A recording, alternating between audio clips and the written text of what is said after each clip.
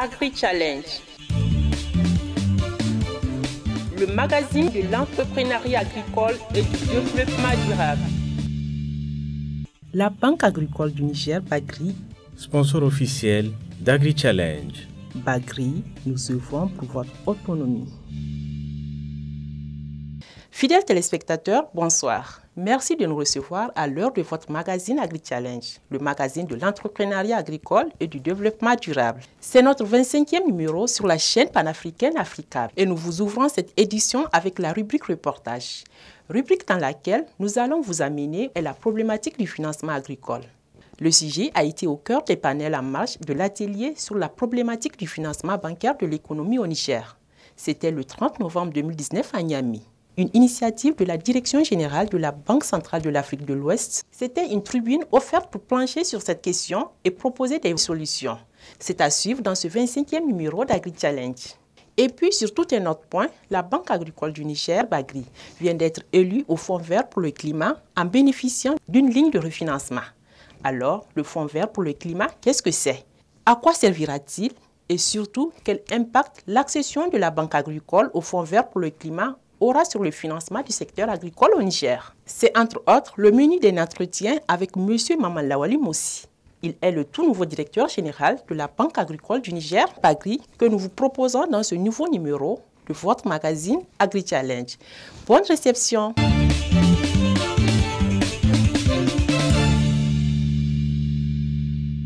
L'agriculture fait partie des parents pauvres du financement. Une étude du réseau des organisations paysannes et des producteurs agricoles de l'Afrique de l'Ouest, ROPA, menée en 2018 dans la zone UEMOA, montre que la situation est certes évolutive, mais reste peu luisante. En moyenne, les pays de l'espace communautaire consacrent à l'agriculture 73% des crédits au court terme, 23,2% au moyen terme et seulement 4% au long terme. Au Niger, la situation subit le même sort. La question du financement agricole a été au cœur des panels en marge de l'atelier sur la problématique du financement bancaire de l'économie au Niger. C'était le 30 novembre 2019 à Niamey. Ainsi, la plateforme paysanne nigérienne, regroupement d'une dizaine d'organisations et de réseaux d'agriculteurs pour sa part, estime que les mécanismes créés au lendemain des indépendances du Niger, à savoir la BDRN et les crédits agricoles, ont toujours été bénéfiques. Mais la suppression de ces mécanismes mieux adoptés, remplacés par les institutions de Bretton Woods, est la cause de la situation morose que connaît l'agriculture nigérienne. Au Niger, comme un peu partout, l'État a assisté 25 ans durant, suite à l'exclusion des différents programmes d'ajustement structurel, et c'est là la base de nos problèmes. Lorsque la Banque mondiale est venue dire à nos États, sortez de l'agriculture, sortez de l'élevage, c'est compliqué, c'est pénible, sortez. C'est là où nos problèmes ont commencé. Et après, maintenant, on a amené d'autres mécanismes qui sont compliqués qu'on ne comprend pas. On a commencé à nous dire de nous transformer immédiatement, sans mesure d'accompagnement, rien. Alors, et c'est là où on a commencé à constater, et vous le savez, ça a été dit ce matin, le taux de crédit élevé, pas adapté. Un éleveur, tu peux avoir 1000 têtes, au niveau de la banque, c'est rien du tout. Tu peux avoir autant d'hectares, on dit tu n'as pas de titre foncier, zéro, pas solvable, mais un petit fonctionnaire qui a 25 000 francs de salaire, il est solvable. Une autre raison de la morosité du financement agricole au Niger, soulignée par la plateforme paysanne et appuyée par la Ligue des consommateurs, est la durée du crédit. À cela s'ajoute l'assurance qui fait défaut. J'étais en Pologne, j'ai vu les cochons, les gens qui font l'élevage de cochons, ils ont des crédits sur 25 ans. Nous ici, c'est 3 mois, 6 mois, tout au plus 1 an. Vous dites que vous n'avez pas confiance en nous. Et c'est nous qui avons payé vos études. Vous n'avez pas confiance en nous. Vous voyez, on fait l'assurance pour les véhicules, on fait l'assurance pour plein de choses, mais au niveau de notre secteur qui est vital, pas d'assurance. Alors maintenant, si tu sèmes, il n'y a pas de pluie, tu perds. Problème. S'il y a catastrophe comme inondation, problème. S'il y a sécheresse, problème. Mais il n'y a rien qui t'accompagne. On a crié pour qu'il y ait la banque agricole. Mais là aussi, la BCA a dit non, la banque là, elle va être une banque classique. Les mêmes règles, ce n'est pas une banque parce que le secteur, il y a tellement de complications. Non, vous allez être votre banque comme les autres banques. Alors que nous avons voulu que ça soit une banque agricole avec des mesures d'accompagnement, les fonds de bonification, les fonds de calamité. Pour baisser le taux, il nous faut aussi un fonds. L'accès au crédit, nous le considérons comme très dur. Parce qu'il va falloir parfois courir pour remplir ceci, ensuite chercher domiciliation par là, faire ceci, cela. Alors que nous sommes à l'ère de la digitalisation. Maintenant, l'accord même des crédits. Quand on vous accorde des crédits, leur disponibilité pose problème. Avant qu'on vous vire le crédit, vous avez déjà dépensé le crédit. Et peut-être vous avez pris des engagements sur lesquels vous-même vous êtes embêté. Que ce soit les PMI, que ce soit les personnes physiques, eh bien, nous considérons que cela mérite d'être examiné très sérieusement par les banques. Agri-Challenge. Dans l'espace communautaire, moins de 6% des portefeuilles crédits des banques sont réservés à l'agriculture, selon le réseau des organisations paysannes et des producteurs agricoles de l'Afrique de l'Ouest, ROPA. La part de financement réservée à l'agriculture familiale ne dépasse pas 2%. L'offre de financement est soit le fruit du secteur public, soit du secteur privé au niveau national. Au Niger, le taux de pénétration des services bancaires est encore faible. Il tourne autour de 5% et aux consommateurs de pointer du doigt les conditions d'accès. Nous constatons qu'il y a une très mauvaise couverture nationale en microfinance. Nous avons à peu près 276 communes au Niger et aujourd'hui nous sommes autour de 53 ou moins de 53 structures de microfinance.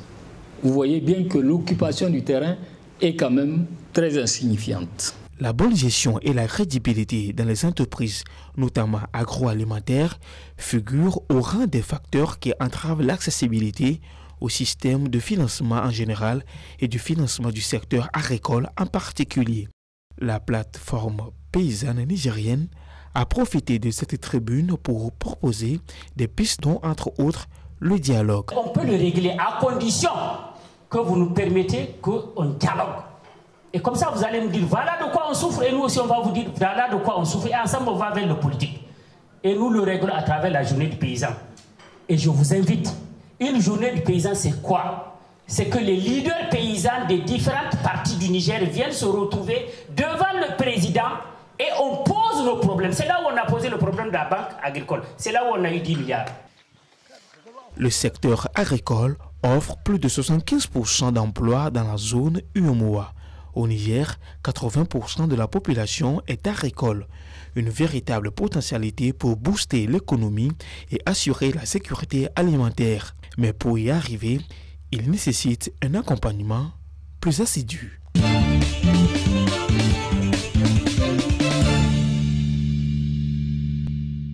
Chers téléspectateurs, ravis de vous retrouver dans cette phase de l'émission Agri-Challenge. C'est notre plateau Grand Angle et ce Grand Angle reçoit aujourd'hui le directeur général de la Banque agricole du Niger, Bagri, M. Maman Lawal Moussi. Monsieur le directeur, bonjour. Oui, bonjour monsieur. Et bienvenue dans l'émission Agri-Challenge. Merci, merci beaucoup.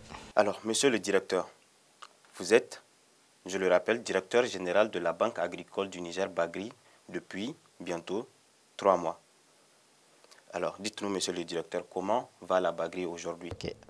Permettez-moi d'abord de rendre grâce à Dieu et de remercier les plus hautes autorités de notre pays pour avoir choisi ma modeste personne pour conduire une banque aussi importante pour le développement du Niger. Je parle de la Banque agricole du Niger. Ceci étant, la Bagri va, disons, mieux. Elle va bien. L'un des signes, c'est que des différents partenaires, les clients, mais surtout les populations rurales nous font de plus en plus confiance et s'adressent de façon confiante à nos différents guichets. Elle va mieux et nous prions Dieu de permettre son développement pour le bonheur de nos agriculteurs. Alors, monsieur le directeur, dites-nous quels sont les chantiers qui sont, ou disons, quels sont les chantiers prioritaires aujourd'hui sur lesquels vous travaillez en tant que nouveau patron de cette banque?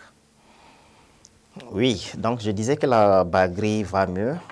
Et ce n'est pas un secret en disant qu'elle a connu des périodes difficiles. Mais depuis 2015, elle fait des résultats bénéficiaires grâce à l'appui de l'ensemble des partenaires, mais aussi de l'État, à travers le ministère de l'Agriculture, le ministère des Finances et les 3N. Depuis 2015, on a pu redresser la barre avec des résultats qui sont appréciables pour une banque agricole, dans un contexte où la concurrence est dure dans le secteur bancaire, dans un contexte de raréfaction des ressources financières. Le premier challenge, donc, c'est de consolider ces acquis, travailler à ce que nous avons pu faire ensemble soit maintenu. Le deuxième challenge, évidemment, c'est d'être de plus en plus la banque des agriculteurs, conformément à la mission qui nous a été assignée par les plus hautes autorités de la République. Nous y travaillons. Le troisième challenge, et l'un des plus importants, c'est de se conformer aux différentes directives, notamment des autorités monétaires et la Banque centrale. Vous savez, depuis 2018, il y a d'importants chantiers qui ont été lancés de façon à sécuriser l'activité bancaire. Et ça demande beaucoup d'efforts de la part des banquiers, beaucoup de rigueur, mais surtout beaucoup d'innovation. Enfin, le quatrième axe, c'est de se rapprocher de la clientèle, notamment en utilisant les nouvelles innovations technologiques. D'accord. Alors, monsieur le directeur, la Bagri vient aujourd'hui d'être élue au Fonds vert pour le climat, en bénéficiant d'une ligne de refinancement agricole. Pouvez-vous du moins nous expliquer le contenu de cette ligne et son intérêt pour la Banque agricole du Niger? Je tiens d'abord à le dire, et je le dis avec fierté en tant que Nigérien, c'est que la Banque agricole du Niger est la première banque de l'espace UEMOA à être accréditée au Fonds d'adaptation et à entamer le processus d'accréditation au Fonds vert. Et c'est vraiment une reconnaissance adressée à l'ensemble du secteur financier nigérien. En dehors de la BOAD, donc je disais, il n'y a pas une banque dans l'espace UEMOA qui ait pu faire un tel chemin au profit des producteurs agricoles. Le Niger, comme vous le savez, c'est un pays où il y a beaucoup d'aléas climatiques, des changements climatiques. L'agriculteur est confronté quotidiennement aux affres du changement climatique. Et nous avons mené une démarche qui nous a pris du temps avec l'appui du FIDA, auquel j'adresse tout particulièrement nos remerciements, qui nous ont permis d'aller vers les fonds verts en disant nous sommes un pays sahélien par excellence. Nos producteurs ont des difficultés suite au changement climatique. Permettez-nous d'avoir les moyens afin de les aider à moderniser l'outil de production agricole de façon à ce qu'il soit résilient vis-à-vis justement de ces changements climatiques. Et nous avons constitué un dossier avec l'appui des autorités, parce qu'a priori, les fonds verts, c'est l'État du Niger qui en est bénéficiaire. Donc nous avons notamment eu l'appui du CNEDD, que je remercie au passage. Tous ces partenaires ont porté le projet avec la Bagri et ça a été adopté lors du dernier conseil d'administration du Fonds vert. La Bagri a eu une ligne de pratiquement 10 millions d'euros. Ce qui est intéressant, c'est la longévité sur 40 ans, avec 5 ans de différé pour nous permettre justement de faire des investissements qui permettent de changer fondamentalement la façon de produire. Alors, et dites-nous quel impact l'ascension de la Bagri au Fonds vert pour le climat aura-t-elle sur le financement aujourd'hui du secteur agricole au Niger? Très simplement, monsieur, c'est que nous aurons bientôt les ressources Or, l'argent, c'est le premier nerf de la guerre. Et vous le savez, l'argent, c'est d'abord, c'est ça qui fait qu'on a les moyens de financer les investissements.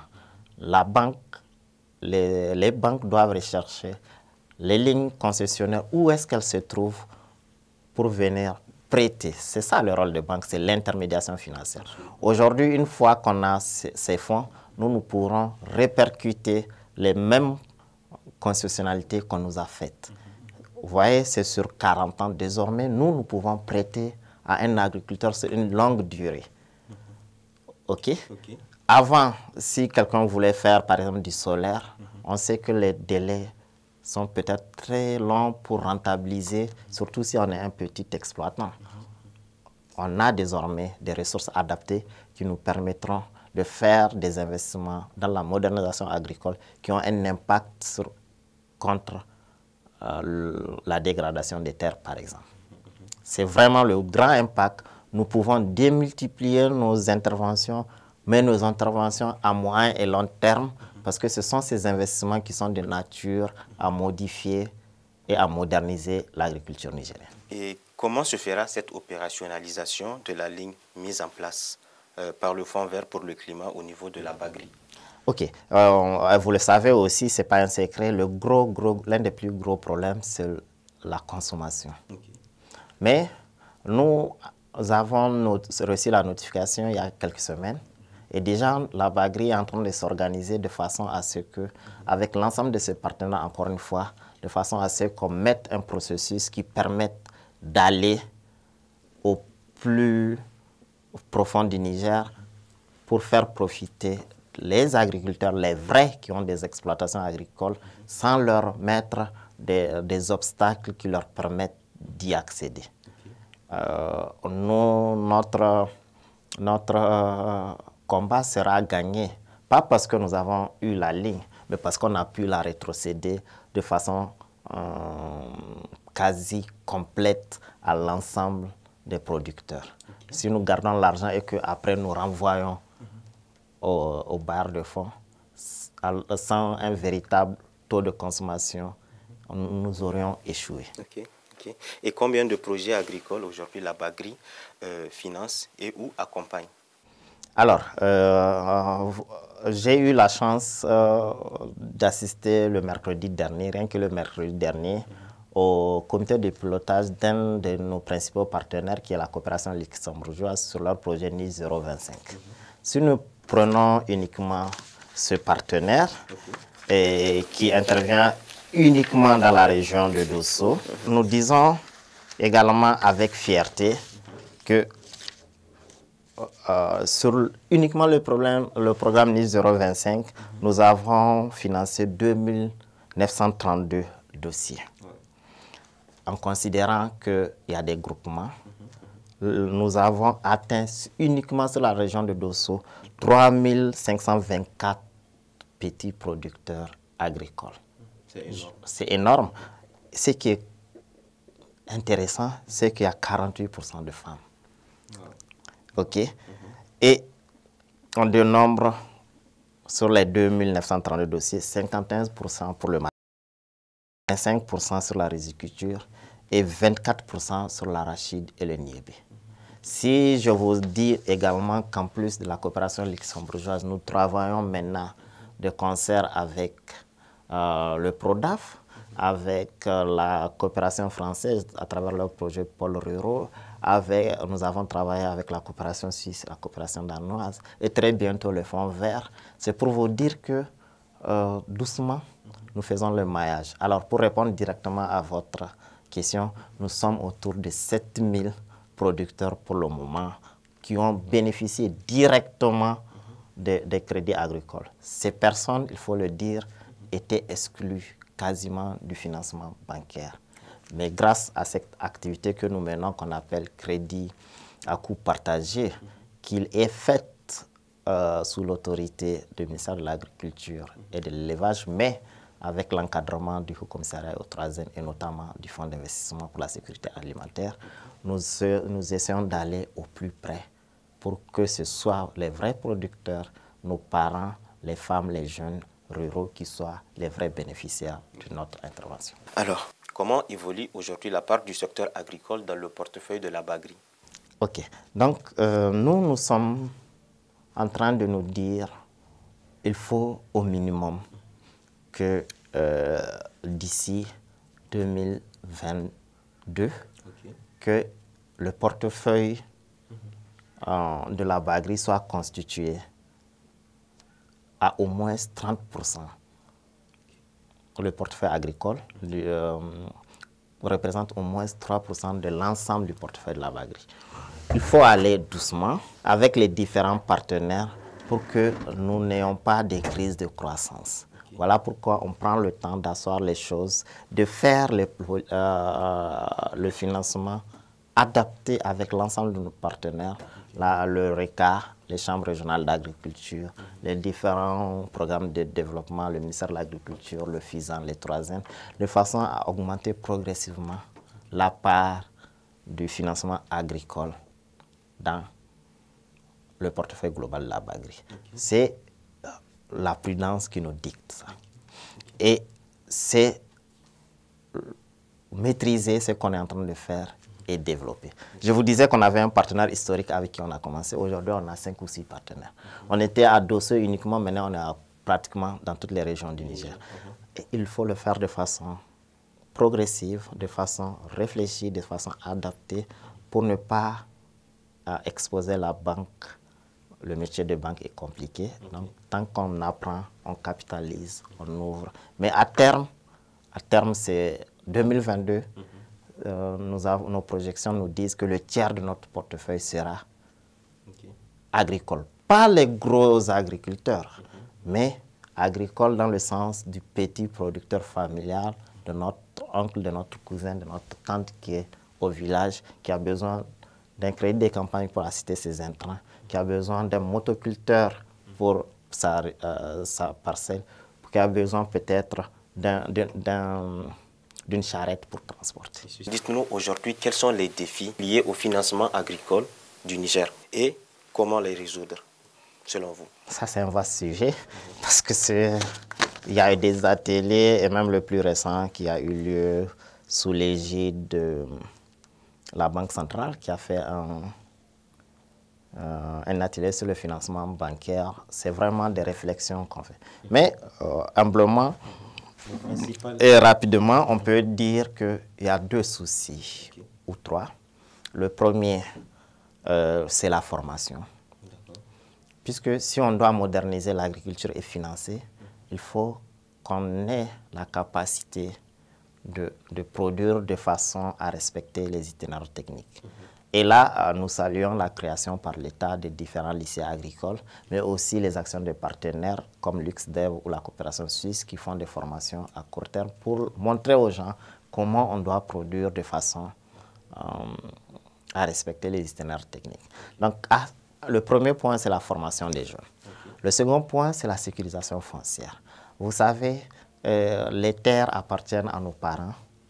Et un jeune qui veut s'installer n'a peut-être pas la terre.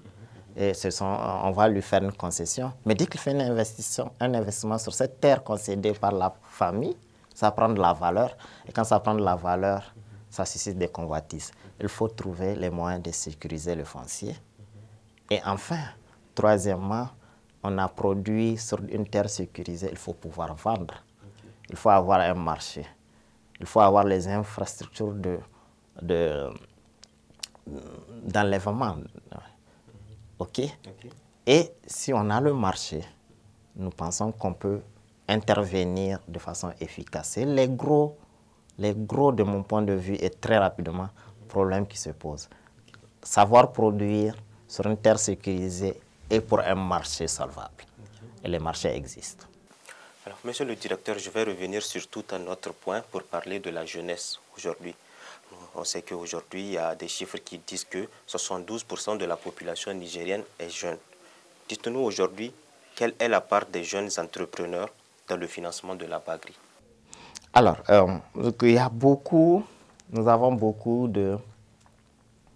d'initiatives de nos différents partenaires qui ont qui nous ont approchés pour voir comment on peut financer les différents jeunes. J'ai cité tantôt la coopération luxembourgeoise, la maison de l'entreprise, etc. Donc, dans le projet que je viens d'évoquer tantôt, ça concerne une population cible de 18 à 35 ans. Donc, c'est vraiment les jeunes. Alors, nous sommes aussi conscients qu'il faut que ces jeunes voient l'agriculture comme un business. Et il faut que ces jeunes, pour pouvoir le voir, il faut qu'ils soient formés. Et il faut qu'ils aient les aides à l'installation. Et il faut qu'ils aient également la possibilité de montrer leur talent. Et je suis convaincu qu'il y a des jeunes talentueux au Niger, même dans le secteur agricole. Il y en a tout le temps. Absolument. La compétition des plans d'affaires parrainés par son Excellence Mahmoud Issouf a montré qu'il y a des jeunes qui ont de l'ambition, qui ont une vision claire de l'agriculture et même de la transformation. En réalité, c'est le maître mot, c'est de dire, mettons tous en œuvre, banques, les agences d'encadrement, les projets de développement, des mécanismes pour expliquer à ces jeunes qu'ils ont aussi un business qui s'appelle agriculture. On est convaincu que si on sort de l'aspect où c'est juste 3 mois, comme faisaient nos parents, 3 mois et après 9 mois, on ne développera pas l'agriculture comme ça. On est convaincu quand on aura des jeunes bien formés à la pratique de l'agriculture, des structures d'encadrement mises en place et des débouchés créés, on permettra de résorber une partie du chômage. Aujourd'hui, la digitalisation des produits et services bancaires devient de plus en plus un enjeu important dans le monde et au Niger. Dites-nous, où en est la Bagri à ce niveau? Évidemment, comme vous dites, dans le monde et au Niger. Aujourd'hui, vous le savez, vous pouvez payer vos factures d'eau et d'électricité grâce au téléphone mobile.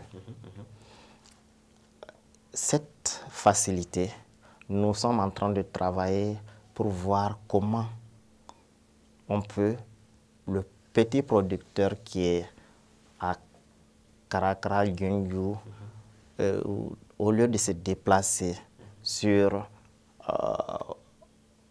50-70 km venant à une agence de Bagri et payer une échéance de crédit, on est en train de travailler pour que, à partir de ce village, on puisse faire ces règlements.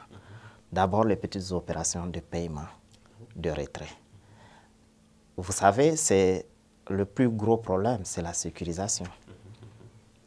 Nous y travaillons avec un partenaire, permettez-moi pour le moment de ne pas citer, de façon à rendre très rapidement effective cette possibilité qu'on aura à permettre à quelqu'un d'utiliser d'abord le téléphone, non seulement pour faire les petites opérations bancaires, mais un de nos principaux partenaires, qui est le RECA, a une application qui est aussi importante, qui fait du conseil agricole. Il a été primé lors de la dernière foire à Abidjan. C'est l'occasion de lui adresser toutes mes félicitations. À partir de votre téléphone mobile, vous pouvez accéder à la plateforme RECA et avoir les conseils agricoles sur les prix, etc., etc. Ça, c'est extraordinaire. Nous travaillons pour la digitalisation. On a ouvert le projet, c'est très avancé. On est en train de chercher à sécuriser. Mais le plus grand problème, c'est la couverture en téléphonie. Si c'est juste pour être limité à Niamey, je pense humblement que ça ne vaut pas la peine. Nous travaillons, comme j'ai dit, avec divers partenaires. Au moment voulu, nous allons vous convier à la signature de différentes conventions. Mais l'idée, c'est d'utiliser les nouvelles technologies pour faciliter la vie aux producteurs agricoles. Il n'a pas besoin à faire des kilomètres pour atteindre l'agence. Voilà, monsieur le directeur, merci beaucoup. Nous sommes au terme de cet entretien. Chers téléspectateurs, merci de nous avoir suivis. Agri Challenge, Chers téléspectateurs, c'est ici que s'achève ce 25e numéro de votre magazine Agri-Challenge, le magazine de l'entrepreneuriat agricole et du développement durable sur votre télévision africable. J'espère que le menu vous a plu. Vous pouvez nous écrire aux adresses qui s'affichent sur vos écrans pour tout renseignement. Vous pouvez également interagir avec nos équipes sur les différents réseaux sociaux.